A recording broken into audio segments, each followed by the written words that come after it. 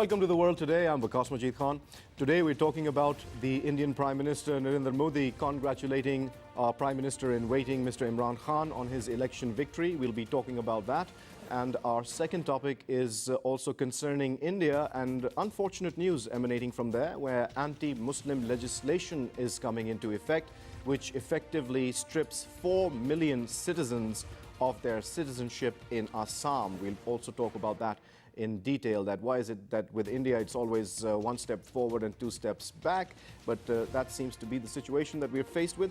Let me introduce my guests in the studio for the discussion today. First of all, we've been joined by ex-ambassador Burhan Islam Saab, and with him we have Mohammed Sheraz. We will begin our conversation, but right after this short break. So stay with us.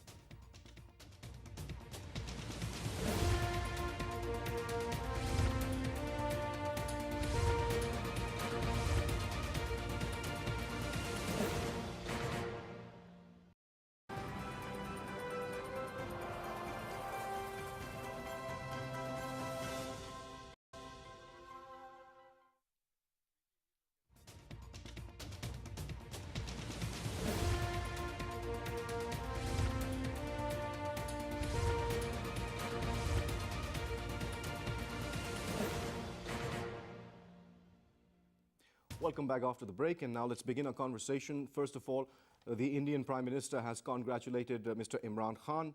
Let's talk about that.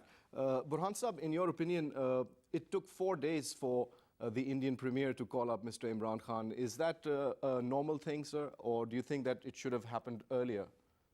I think it is normal. 1, 2, 3 days foreign countries, leaders watch and observe as to how developments are taking place. And in Pakistan, of course, the results were still coming. Right. They were not sure what was actually going to happen because vote counting, recounting, and all those things were going on. And I'm sure, meanwhile, Indian diplomats have sent cables to their capital indicating as to what was going to happen in their view in Pakistan, and prepared their Prime Minister through messages that, look, this is the time to congratulate Pakistan's would-be Prime Minister. So then they decided, and of course they decided as to how it should be done, through a cable or telephone call. I think telephone call is a better approach, directly talking to the leader who has been elected, and of a country with whom India's relations are not always very good.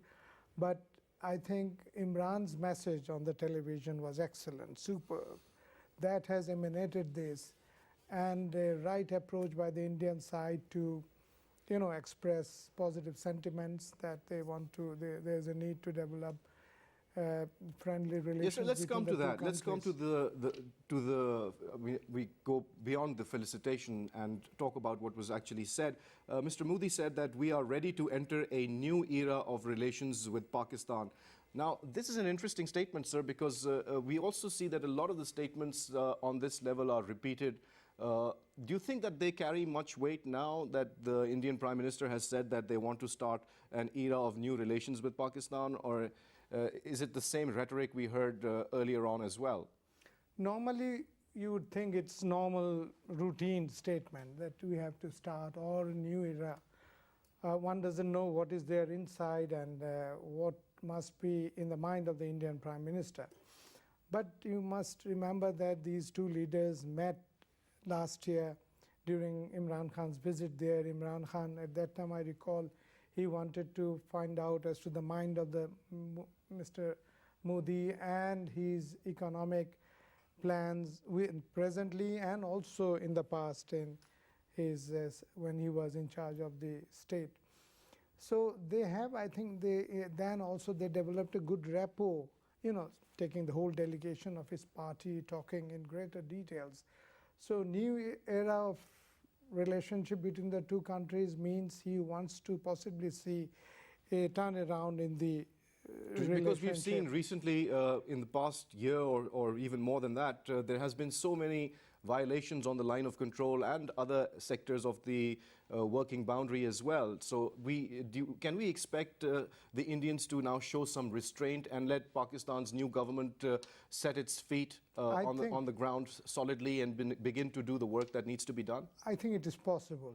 It is all to do with the Indian Prime Minister and the leadership of the party's decision as to how they want to move forward with Pakistan. When Mr. Nawaz Sharif was there, they had been complaining about our military, then Dawn leaks and other stuff. So relationship had gone at the lowest. And we also had Kulbhushan, sir. Kulbhushan is the bigger issue then.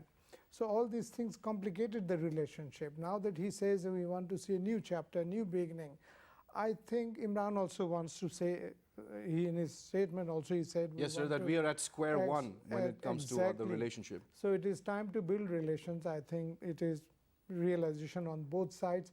And Modi also, of course, will have to do more than we can do.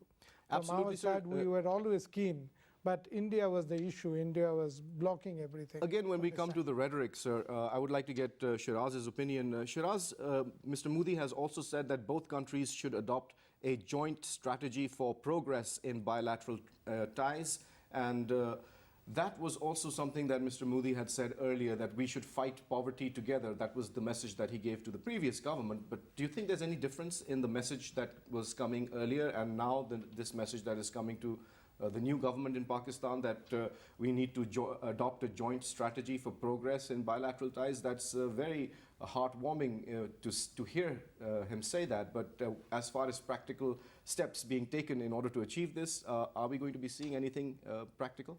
Thank you, Waqas. Because this time what's different is a new entry into the international community. That is Imran Khan, the Prime Minister-to-be of Pakistan. So that is different. The message is same, but the reaction is obviously going to be different from previous experiences whatsoever. So that's what makes it different this time around. If you talk about the bilateral relationship will be something of a different dynamic as compared to the previous 70 years. Improvement in bilateral relations, poverty eradication, and don't forget the point that Imran Khan is very much popular in India as compared to Mia Mohammad Nawaz Sharif.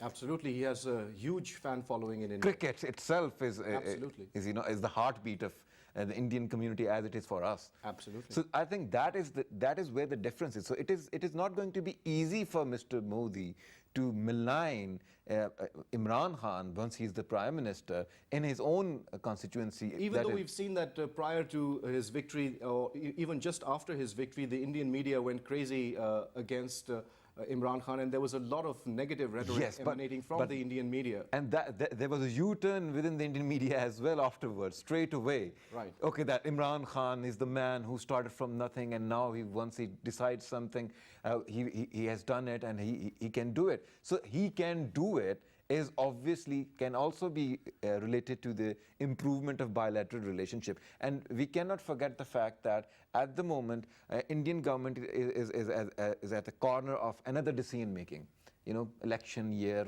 probably next year. So I think that keeping all these indicators in mind, I would say it's an optimistic situation at the moment that how Imran Khan goes about its relationship with towards India, and what can be done, including the most important issue of Kashmir, which there is an indicator as well that we need to. Well, now there's another issue as well, and that is the issue of water that we've been contending with. The Kashmir and water is almost, issues that they go parallel. And Kashmir.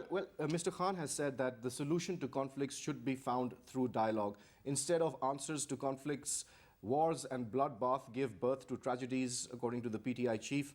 And he said that the two governments, India and Pakistan, should devise a joint plan of action to free the people of both countries from the cruel trap of poverty, which is similar to what Mr. Modi was saying earlier in the previous dispensation, that we must fight poverty together, and that is our real war. Well, they have to keep in mind Kashmir as well. Poverty, fine, fair enough, it is a common enemy. But at the moment, the common problem, the common conflict is Kashmir itself. And this particular statement by Imran Khan have multiple, you can say, targets in a sense, a multiple audience within the country as well, because this hostility has led us nowhere. We need to improve our relationship, obviously, but without ignoring any important you can say, crossroads. For example, we cannot put Kashmir once again on the back burner. We need to keep that thing on the table as well as far as negotiations are concerned. So that's why I say that it's going to be a different experience for the international community, because the international community, including India itself, is guessing how will Imran Khan be a prime minister? What is going to be his style? What is going to be his approach towards the international issues, problems, and challenges? So I think that is going to be the most important thing. Otherwise, what we have seen, a regular, you can say, appearance of regular actors within our, you can say, domestic structure as far as the governance is concerned. So this is not only a guessing point for the local, you can say, domestic stakeholders, but also for the international stakeholders as well. So there is a chance and opportunity and optimism attached to it. Well, Burhan Sahib, the Prime Minister of India, has also expressed the hope that democracy will take deeper roots in Pakistan. How do you view this particular statement by the Indian Prime Minister? And the response that came from the other side was that if India takes one step forward, we will take two. That's what Mr. Khan said, that again, the only way of resolving our issues is through a dialogue, and that also indicates the issue of Kashmir. Your opinion on this, sir? You see, democracy will take roots. I don't know. He didn't need to say that. Democracy is functional. Democracy is there in Pakistan as good as it is in India. So 3 terms, continuous, proper, regular terms by political parties. Transfer of power has been very smooth last over 14 years. So I think that is a general feeling in India that maybe democracy means in Pakistan it is little bit modulated or influenced by security considerations and other stuff. But I think they must understand that democracy, there is no shortage of anything in principle as to talk about democracy. People say people's participation, political functional parties, mandate and all this, there is nothing lacking here. But I think they wanted to mean that democratic government in Pakistan, how effective it will be. They do question that, but I think it is not required. What is important is that you tell us what actually you want to say about changes that you are talking about. Imran has identified a couple of areas, but as my colleague has also mentioned, that core issues will have to be addressed. Imran, of course, in his initial statement, the victory speech, he mentioned both, that Kashmir is an issue, and at the same time trade has to be done and development in terms of poverty and all that. He covered that. But I think democracy, as I said, it's a secondary thing. More important is what fundamental messages you convey. Now, as we move forward, I expect a letter will come formally from Indian side to Imran Khan once he takes oath, and will outline something in that letter. It could be from Prime Minister Modi saying this is how we want to move forward. So on Kashmir, fundamentally, I don't see much happening because it's also an election year in India next year. So if they don't give much on election side, I mean, our security policies and everything moves together with our military establishments. So Kashmir is fundamental for everything in Pakistan. So without Kashmir, we cannot move forward. But I would like to see that Indian Prime Minister offers something. Also, I expect that new government will appoint a special envoy on Kashmir so that India knows that we are very serious about Kashmir. Also conveying a message to the international community, Kashmir remains fundamental for us. We want to find a solution there. Of course, there will be change in foreign ministry setup also. Some ambassadors in the key stations also normally change because government changed. So all these things will lead us to a proper platform to start a good diplomacy with India. I'm very hopeful. When we talk about the issue of clarity when it comes to Pakistan-India relationship, the statement that Imran Khan has made about one step forward being taken by India and Pakistan reciprocating with 2 steps towards them. But Pakistan, sir, has generally over the years, over the decades, kept an open door policy when it comes to India. We've always said the same things regarding the relationship. So what's new? What new message is there for the Indians from Mr. Imran Khan? Is there something new there? Intentional, it's two steps. Then again, it's not Pakistan, obviously, in comparison to India, facing much more bigger problems at the time, problems such as terrorism, problems such as poverty, problems such as even, you can say, management at the domestic level. So, let me help you with this quote by, Sure. by Mr. Imran Khan. He said that I was saddened in the last few days how the media in India portrayed me as a Bollywood film villain. Right. And it seemed like India feared everything bad would happen if Imran Khan came into power. And I quote that Mr. Imran Khan is the Pakistani who has the most familiarity with India. He has been all over that country, and he thinks it would be very good for all of us to have good relations with India. So now if you could clarify. that's what I'm trying to say over here. Imran Khan is a popular figure within India. He has been to India many times. People know him in India. And then again, the star-struck Imran Khan, cricketer, the captain, and then the kind of charisma he carries with himself, obviously it will play within the Indian domestic circles, especially the middle class, I would say. Then if we talk about media, Indian media has been skeptical about anything that emerges from Pakistan. Initially they will go all in, negativity, propaganda. But once the dust settles down, then they start realizing the actual picture. And that is very important. So we cannot just completely rely on what Indian media is saying. So in your opinion, what practical steps should be taken by both sides? At the moment, I would say the important thing, as far as both sides are concerned, they need to then again, as Imran Khan has said, negotiations. We need to restart the negotiating process. We need to increase our contacts. We need to work on how India has improved its industry, So that's where the correlation exists. We should not trade with them in a way which eventually have a disadvantage for our own industry. So that is going to be very important. So we need to engage them on issues which we think are of both for the mutual interest rather than it is one-sided. So that is going to be one way of looking at it. But when Imran Khan speaks that, because of the fact we understand that, as you talked about democracy, I would dare to disagree with the earlier argument that we are a strong democracy. We are not a strong democracy. We are learning to be a better democracy over the period of time. So that's the indication of Mr. Narendra Modi's statement earlier when he said that it's a... It's a welcoming sign, because if there is a third option available over the period of time, if the third option emerges within a democracy, then it means that democracy is vibrant, it's alive. It's moving forward, it's not static. So yes, it is important, but we need to, obviously, as far as the democratic culture is concerned, as far as the democratic behavior is concerned, so that will need also more evolutionary time. Yes, Yeah, so yes. that is going to be important. So the expectation, as far as on our side or on the Indian side, if I may say, is basically because of the fact, as I said, Imran Khan is a new contender, a new candidate in the international community. So that makes Imran Khan, there are hopes and there are possibilities that Imran Khan may not be as constrained by the domestic you can say challenges as compared to other parties. Maybe Imran Khan has that charisma in order to convince other stakeholders to let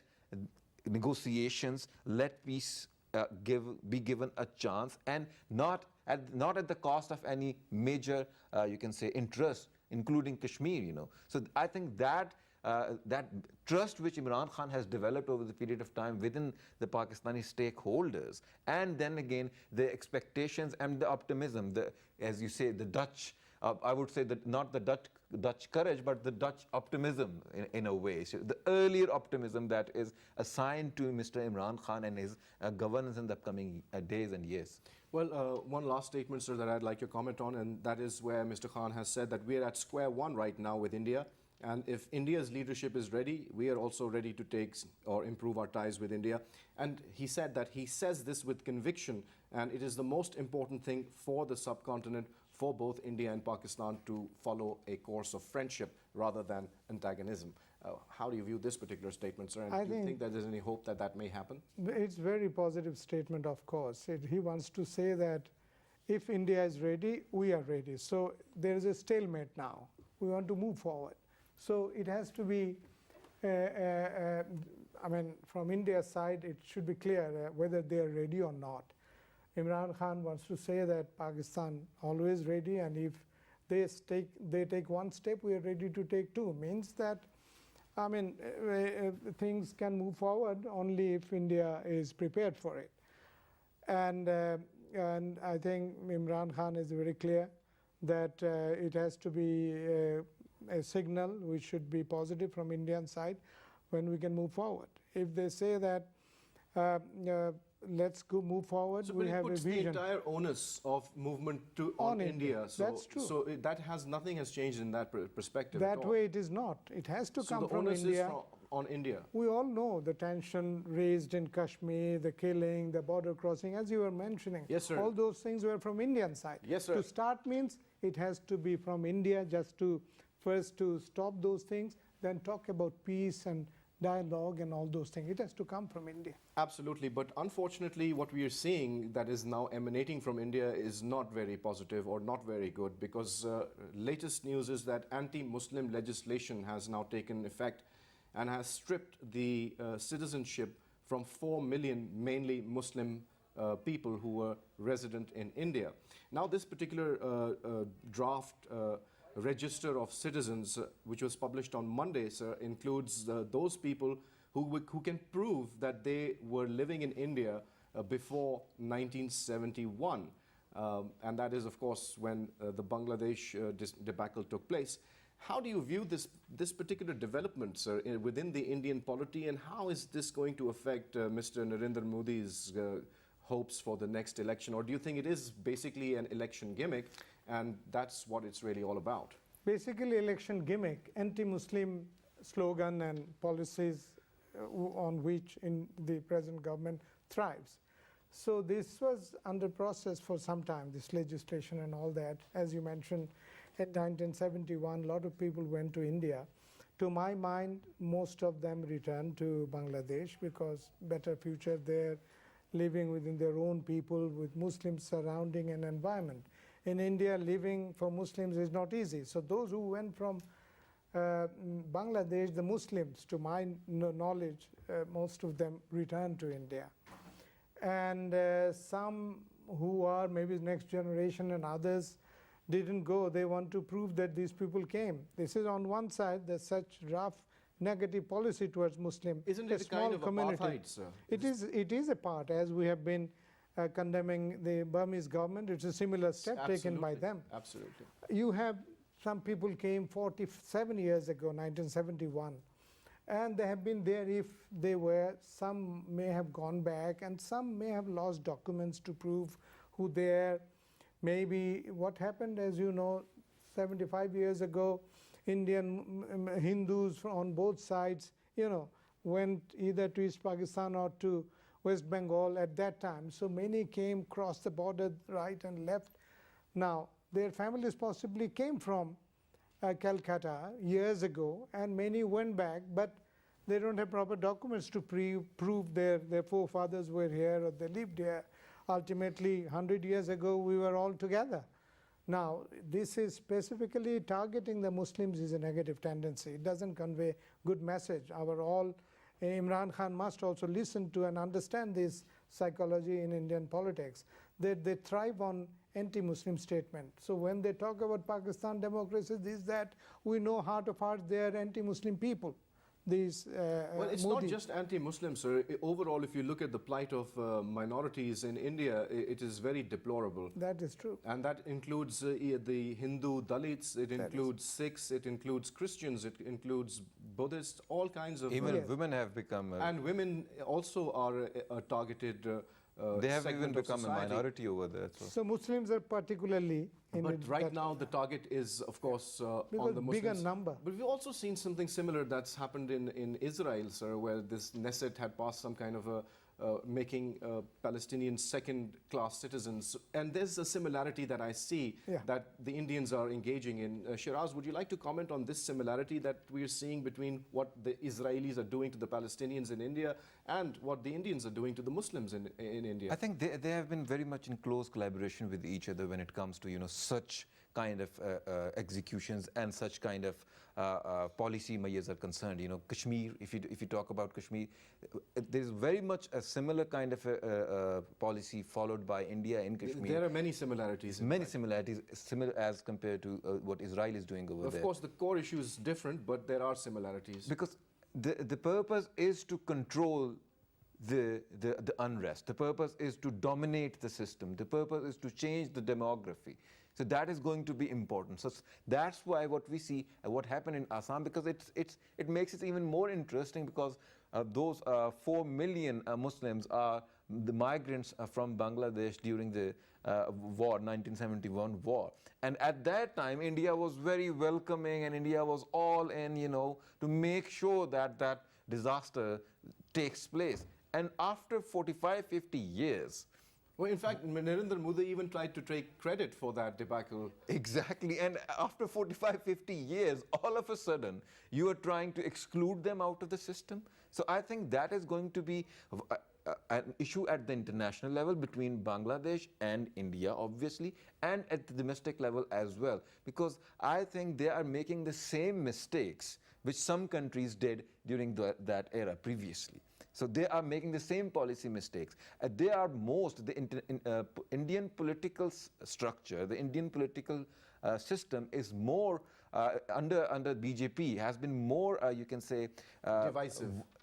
Rather not divisive, more concerned about the Muslim minority.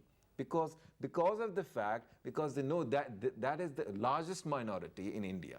If that somehow strongholds itself within the within the political system, the Indian political system, it will be impossible for democracy to stop their way. Because if we talk about the issue which was there in the history, 1947 and previously, it was a political issue on the one hand as well. So democracy, as I would quote Mr. Jaswant Singh, which may be a very controversial figure, but he said, democracy divided people in a subcontinent. You know, so that is important in that sense. So similarly, the same design is trying to be implemented within India over the minorities, including other minorities as well. So they are the BJP supported political system is much more fair, is more fearful of the emerging Muslim communities, including other minorities, because eventually if Sikhs, Muslims, Christians,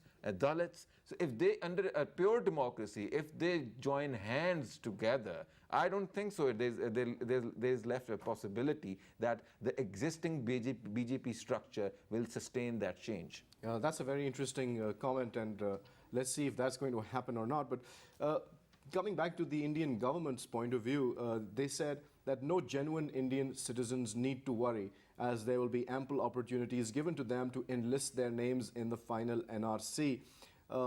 But we are seeing that this genuine. This is again, you know, a big question mark. But if this happens, and this legislation is now happening, as a matter of fact, will it not create problems in normalizing relations with Pakistan being a Muslim country, and they will obviously feel that the Muslims in India are being targeted? Will that not create friction and problems when we're moving forward? A perception already exists about Modi's India, you know. And then earlier mentioned about next year it's an election year in India as well. So we have to, at the moment, probably the Modi government cannot, you can say, afford a very hostile, you can say, approach towards Pakistan especially. This will have an impact on Bangladesh-Indian relations, which are not very friendly at the moment, if we may say, not very cordial. But it will further have an impact on Bangladesh and Bangla-India relationship. As far as Pakistan is India is concerned, we are probably way more educated about the Indian response. What are the possibilities? What possible policy reactions can be from the Indian side? What can we do about it? So as far as a little comment, a small comment about who should initiate it, I think anyone should initiate it. The one who will initiate it will take a better position in the international community, which Pakistan was once in before 1998 or during 1998. So I think diplomatically it puts us in a better position internationally if we, or Imran Khan, the Prime Minister to be, openly ask India for a sincere, transparent and free negotiation. Burhan Sahib, there's also a lot of concern, or there's a lot of conjecture whether Mr. Narendra Modi should be invited for Mr. Imran Khan's inauguration and for his oath taking. Do you think that's a good idea? Because we saw that the previous Prime Minister, ex-Prime Minister, went to India for the Indian Premier. He was invited to, in fact, attend that function. So do you think that we should also make a similar move? Would that go down well? I think my response will be in the negative. No, because we have to see how India ultimately behaves, and I think considering the sensitivity that exists in Pakistan and within our security establishment, Imran Khan should not make that mistake. Let it be as normal. His ambassador here can attend it. He doesn't have to invite Modi. But more important is the exchange of messages, what actually they put on the table and what response that Imran Khan can put on the table as in order to start as he says, new beginning. I think that will be important. If I can say a few words about the previous issue also. Of course, sir, we're still talking about that. On that, clearly, I think international community should take note of it. It's a sort of, as you indicated, ethnic cleansing, 4 million Muslims. They are economic migrants now, but they were in the 1947, in 1971, they were invited to go there and then lured and engaged and exploited them to be able to, take it as a large refugee presence in India. Or to help in the breakup of Pakistan. Breakup of Pakistan, yes, taken as excuse, and international community, absolutely, look, refugees. Sir. And it was Modi himself 2 years ago said that, look what we did for you. Absolutely. And Bangladesh, as my colleague also mentioned, they should take it as a primary issue. They're 4 million people they're talking about. Now, you on one side politically you say that, look what we did for you as a great nation. Actually, you tried to disintegrate Pakistan and exploited all this situation. Now, when it is a question of people who went, if they're really those East Pakistanis originally went there, they should be more considerate, allow them to stay there as economic migrants. It is done globally, and allow them to have their to be naturalized Indian citizens they are. So I think India should be, of course, I disagree a little bit that Imran Khan should not make it an issue to start with. He should keep quiet. Informally, OIC should take note of it. International human rights agencies should work on it. And then because, we see how we're seeing this narrative which is now spreading across many countries, and that narrative is this anti-immigration narrative. It is what caused Brexit. It is what caused children being taken away from their parents on the American border, and then similarly what's happening in Israel. The Indian government, sir, has further said that there is no question of sending anyone to detention camps based on the draft list. That's a very worrying statement when somebody's of... Why are you making that statement? It is indirectly saying that we are going to be doing it. It is an option, it might come. Exactly, sir. So it's a very scary thing. Immediately, Bangladesh should make a noise, and Pakistan should informally send a special envoy. If they want me to go, I'm prepared to go and talk on these issues, encourage their government that this is a matter of principle, and we are on the same page on this. They should not do. 4 million people is a big number. It will cause instability within your country. Economic migrants we're talking about in Burma, Myanmar, it is the same situation. I think we all should, exchange notes and coordinate our action within OIC. And Pakistan also the UN, should help in every way possible Bangladesh to move forward this issue. And it's very important, sir. The UN should also be asked to get involved, because there have been many rights groups within India and abroad that have criticized the government's latest move. And they've said, for example, Awaz, a US-based right group, said that there's no effective appeal body and those who are left out would not have enough time to present their cases. And it's specifically against Muslims who will have to go through this complicated and unfair appeal with no right to counsel, ending no hope of staying if they lose.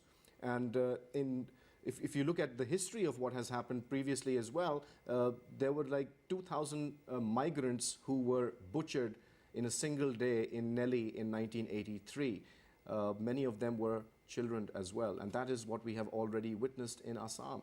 So do you think that we're going towards a repetition of that sort of well, if atmosphere? the Indian government does not take appropriate measures in order to address these concerns, then anything can be possible, you know, at the moment, if you may say. That is not only going to only affect Assam, but other parts of India as well, because Assam is okay, it may be a starting point, but there is a huge number of Muslim minority living within India in different parts of India as well. So there are going to be concerns regarding that. As far as the international community and Pakistan's role is concerned, I would say Pakistan at the moment, yes, where appropriate, not directly, indirectly should, or if asked, should contribute and should have a very neutral and something based on human rights, you know, opinion. But I think directly at the moment, we don't need to so you're saying that it is agitate them.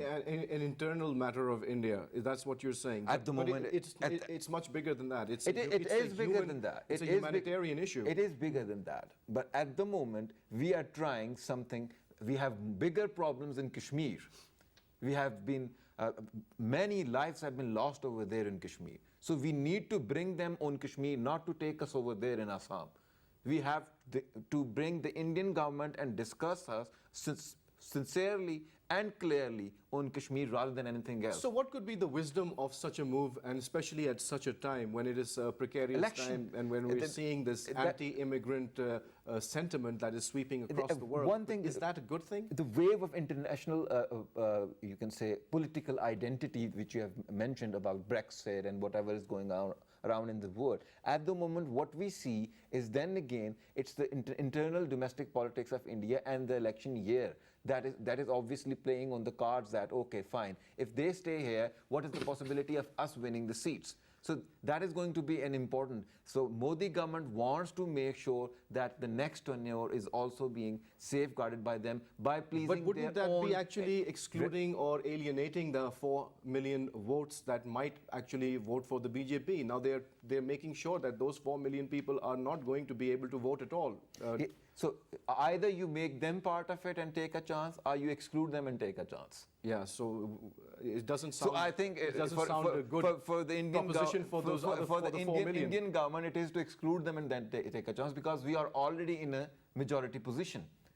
So I think that is one way of looking at it. Obviously, there will be other political considerations within Indian political circles as well, that why take this issue, why highlight this issue at this moment, you know. So apart from this electoral reason, there are nothing much more, you know, comes to the surface. So that has been a design to please the Indian radicals in order to sustain their own positions. So Modi has been doing that, whether it is Assam or other parts of India as well. So I think that has been the key policy which he has been following in order to sustain his, you can say, governance, to sustain his own rule within India.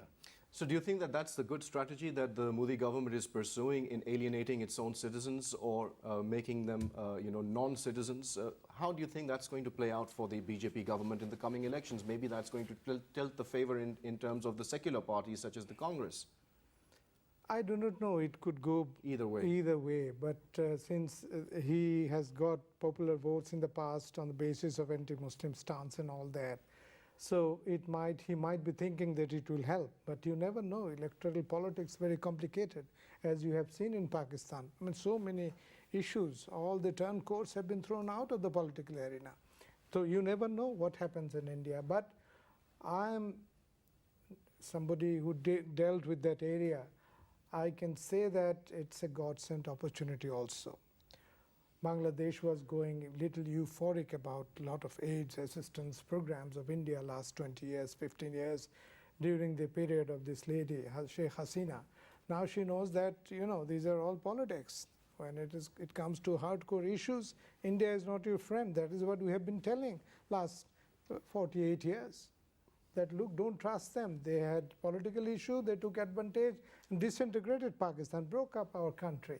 Now, you didn't understand then, now you'll understand. These issues will make the people of Bangladesh understand that Hindus of India cannot be your friends. Absolutely, sir. We'll leave it at that. Thank you very much for taking out the time and sharing your views with PTV World. Well, you heard the conversation, and as always, in the end, we like to say that please draw your own conclusions from what you've heard. We hope and we pray that India and Pakistan can then forge a new way forward, which is a way of friendship, and can sort out and settle all their differences through a dialogue. With that hope and on that note, it's goodbye.